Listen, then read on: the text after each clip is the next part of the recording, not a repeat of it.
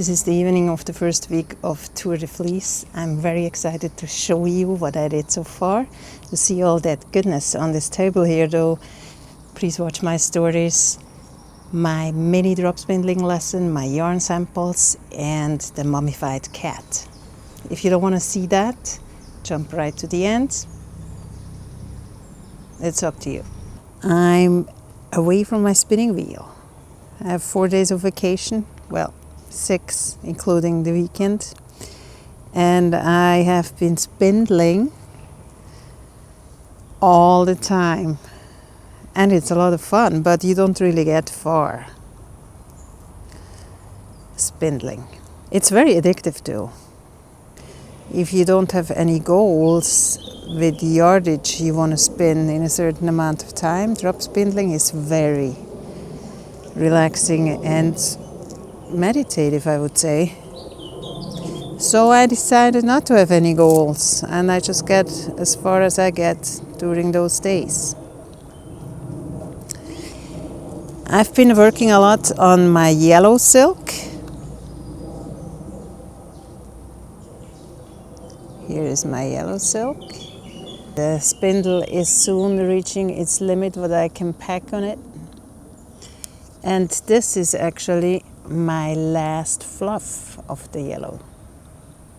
Even though I think this fluff would still go onto this bobbin, I think it would fit. I show you on my empty spindle how I start the spindling process. But let's first finish this fluff here.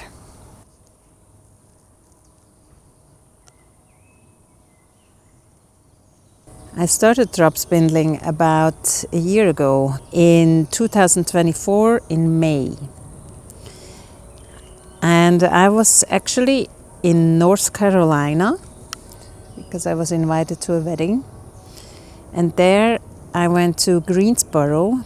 In Greensboro I saw this long freight train and I really love those. You don't see this in Switzerland. It's for us a typical American thing.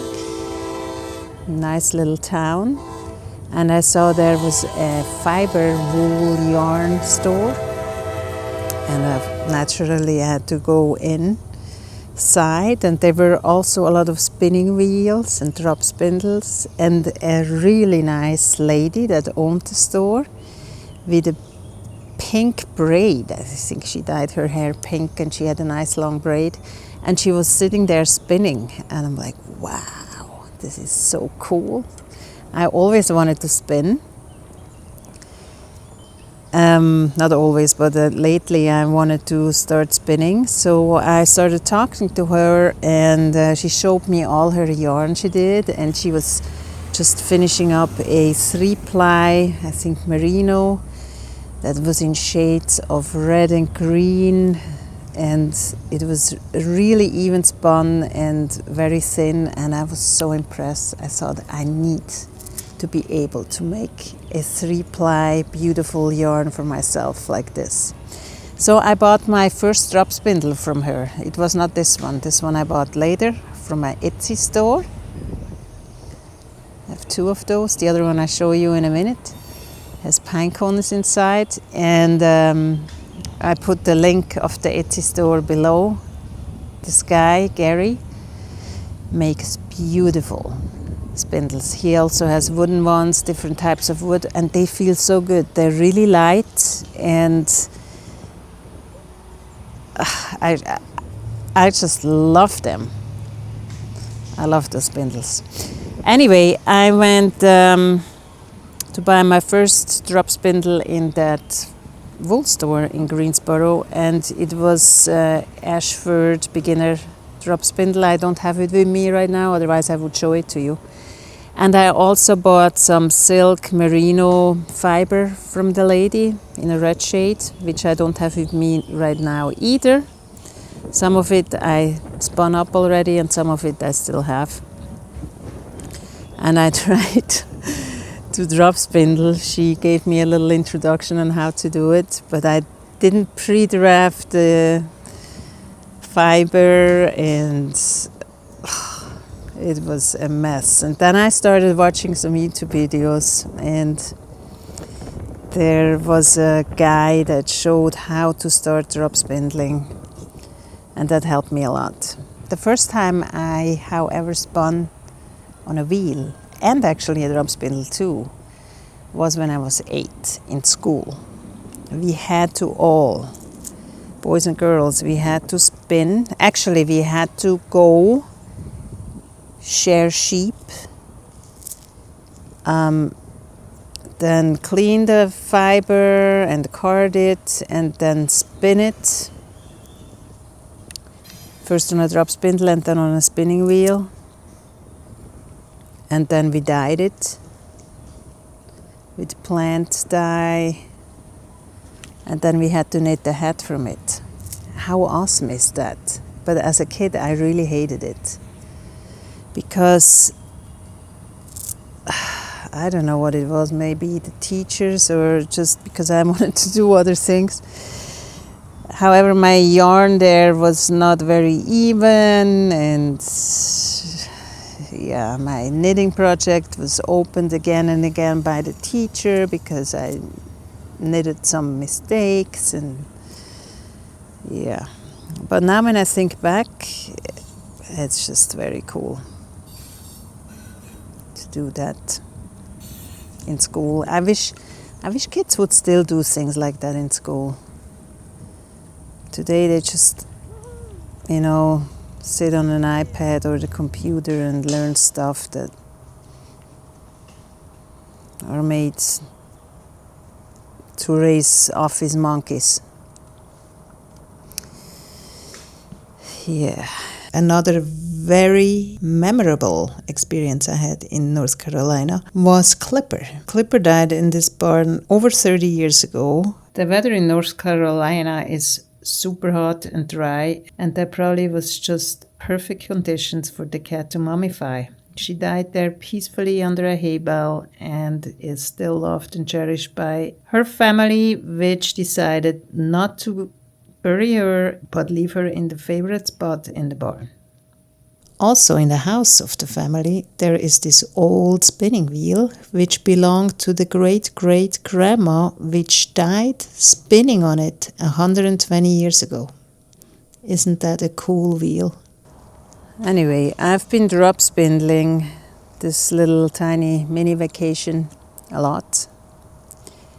I even worked out while drop spindling. So if you feel like you want to get up from your spinning wheel during Tour de Fleece, or if you drop spindling anyway, you should take your spindle and check out my exercise videos. Why not? Can't hurt anything, right? Check it out, let me know what you think. It's like easy leg workouts. Second verse was a revelation. I could feel my heart open up. Every word made a real connection, healing me one by one. The crowd disappeared around me, so lost in the melody. And as my heart was racing, I slipped into a dream. How did you start spinning? That first fiber I spun was pretty thick. Once I got more used to drop spindling, I actually went back to the first one and respun it all. I rolled it up in a yarn ball and I went through the whole yarn I spun already, and with my fingers reversed the spin and pulled it again and spun it again. And I think doing that actually helped me a lot also. It was not very easy to do, but the actual motion with the spindle, it helps, Well, my plan with this yellow yarn was that I spin it all on a drop spindle, which I accomplished almost, except of that last fluff. But I didn't card all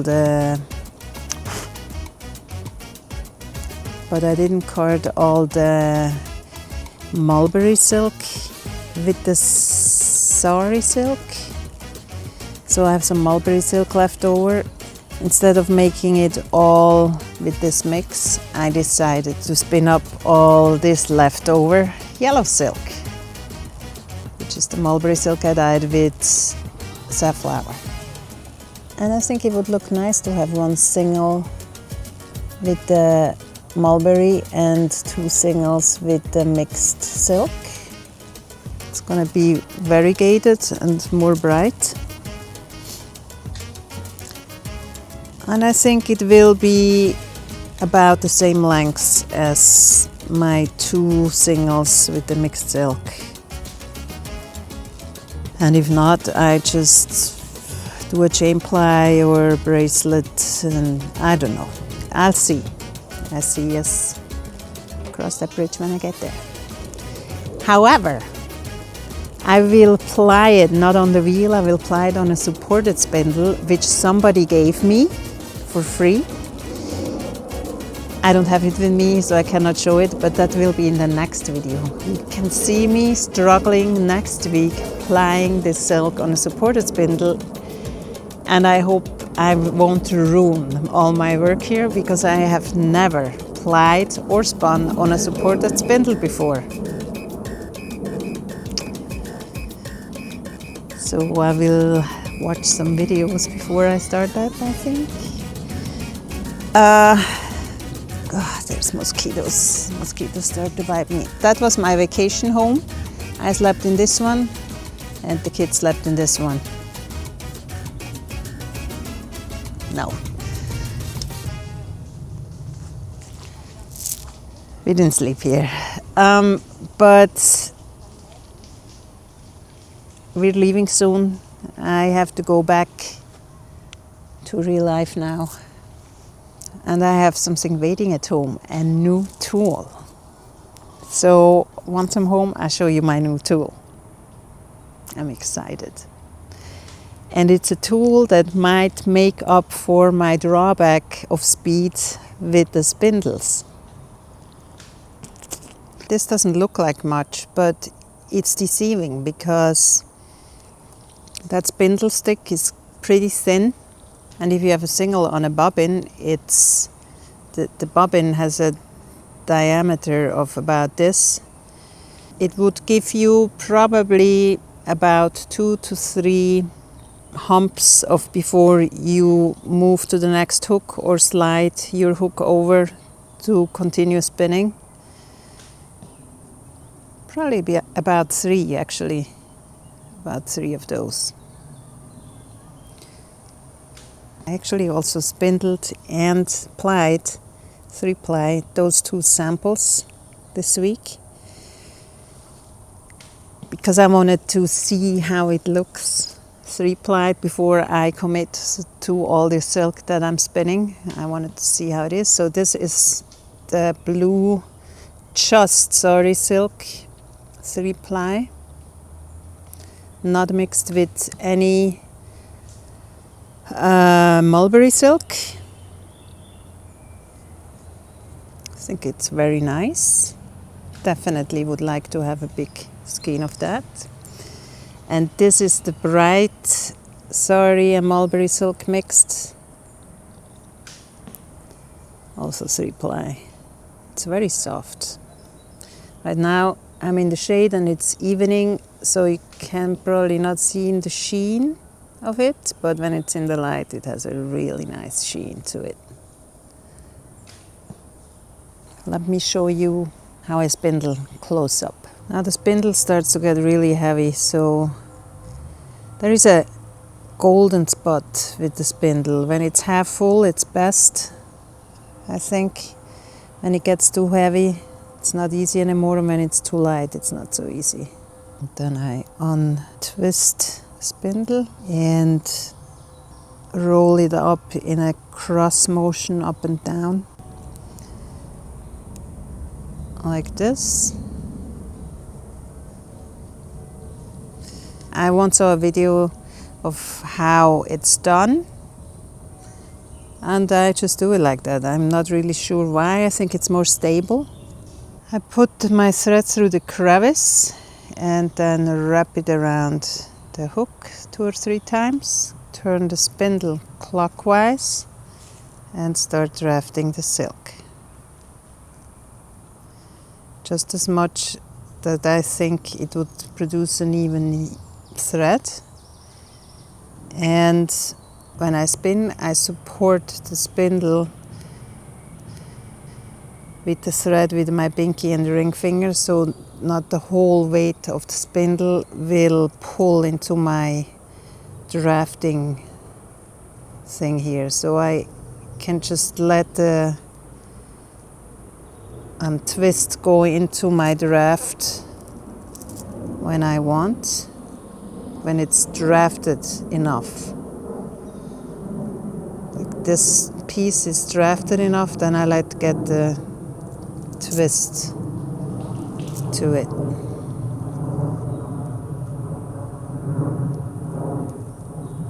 If you let the twist go into it earlier, then you can't draft anymore, and then you can't spin an even yarn.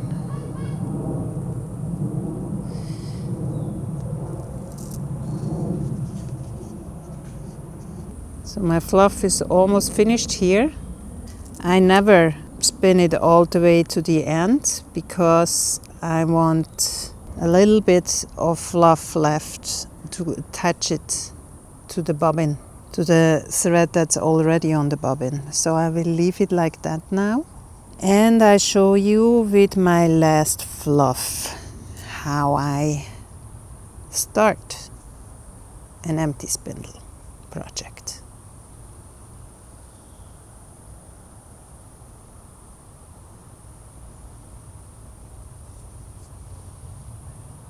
This is my empty spindle, and I will show you on this one how I start the spindle project. I just love them so much. Aren't they beautiful?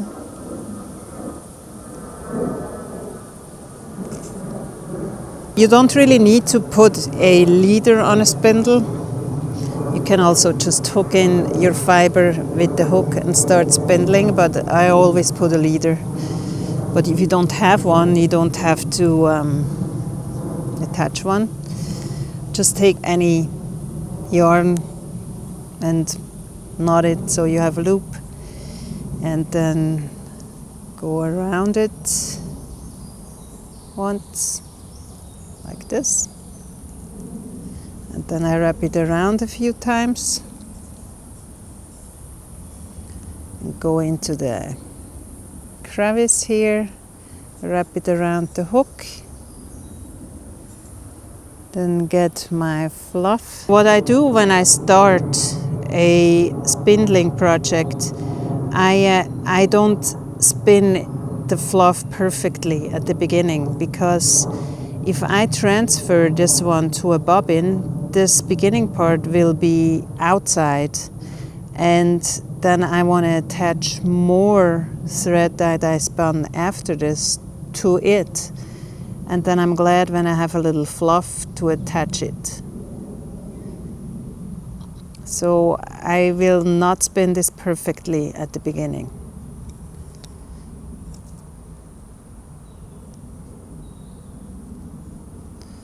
I leave that fluff here. Oops, it's already going back. Spin clockwise. See, this is kind of crappy looking, but that's how I want it, because when I untwist it, I have that whole fluff I can still work with. And then after that, I start my perfect draft. I'm gonna roll this up so it doesn't open, and then just start drafting and spindling. The reason why I can pull this silk so easily is because I hand carded it first, but I still get to those knobs here, which is very characteristic for Sari silk, I guess. And I just try to loosen them a bit, but I don't care. I mean, it's nice if it has a little bit of an accent in there. I don't need everything as even. It gives more character, I think, if it has a little bit of knobs in there.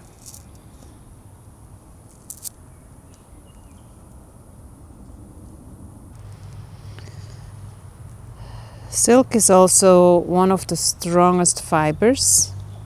It's very easy to spin a very thin thread with silk and have it not break. So actually for drop spindling, I think silk is perfect.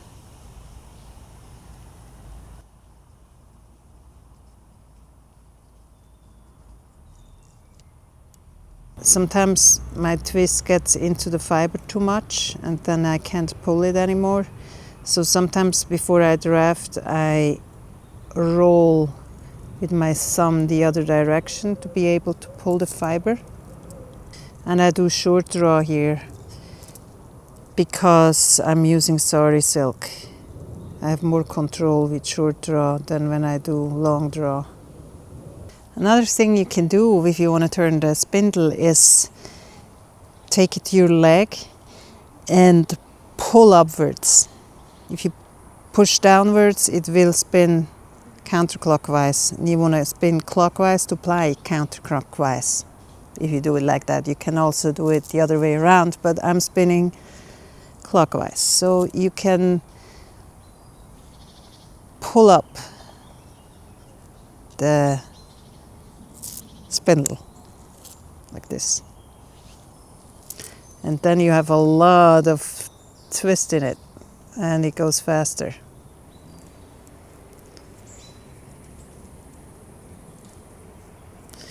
And spins for quite a while.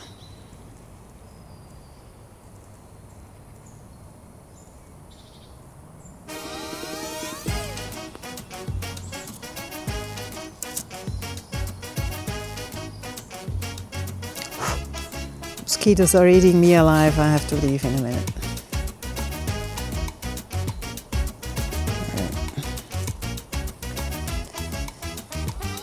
That's my mini lesson. All that yellow fluffy silk I had is now condensed to those two bobbins and this spindle.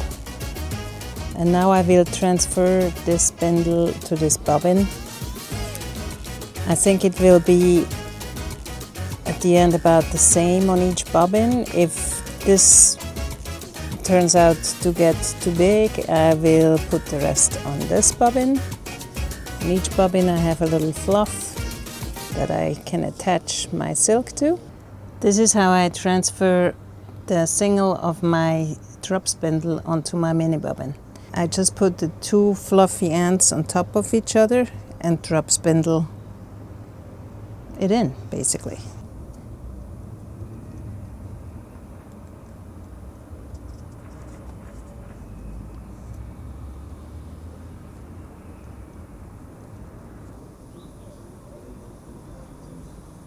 Seamless transition from the drop spindle to the bobbin.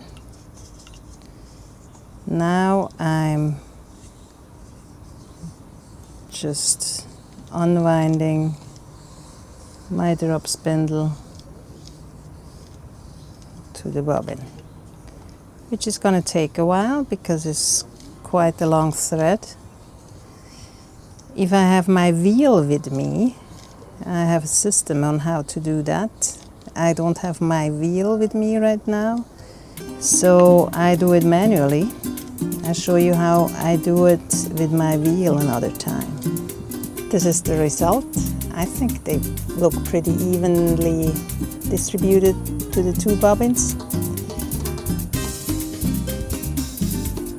I like it. It's amazing, all that big fluff compressed to those two little bobbins. Silk is not fluffy like other fiber like wool or alpaca. It's very dense. So the threads are actually pretty long and thin.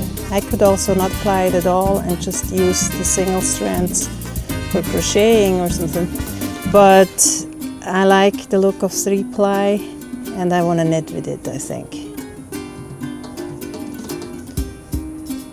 I'm really curious how it's gonna look applied with the yellow mulberry silk. So check back to see that. The yellow leftover mulberry silk I'm carding up into those fluffs because that makes it much easier to spin. From the dyeing process, this fiber sticks a little together, and nice and fluffy like this, it will be a very easy spin. I will also drop spindle it to have a portable project. I think, considering the circumstances, I got pretty far. Let's see how far I get next week with my wheels. If you're curious how I hand card the silk during this Tour de Fleece, watch this video. If you want to train with me while drop spindling, watch this video. And thank you so much for watching. Please subscribe, like, comment, tell me what you think, tell me how you started spinning, what you're spinning, tell me anything you like. And I see you soon. Bye.